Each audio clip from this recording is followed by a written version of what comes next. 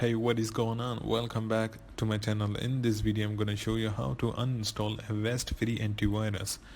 People are also looking for uninstalling this software, so I just installed it today.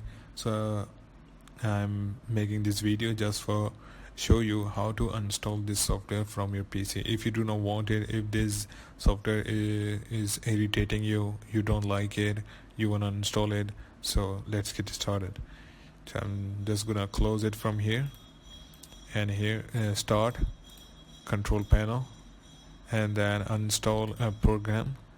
If you don't find this, maybe you are in here, no problem, just click on it, category, and uninstall a program. So here's the list. You will find here Avast free antivirus. Just right click on it and then uninstall. Okay, and this is here update, repair, modify. No, just click on uninstall.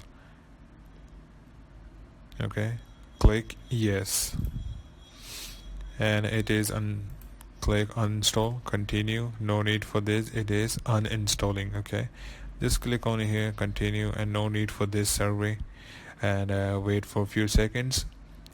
So we are gonna wait. So this is almost complete. It is complete totally. Okay, the product was successfully uninstalled. Restart computer, or I'm gonna click on restart later.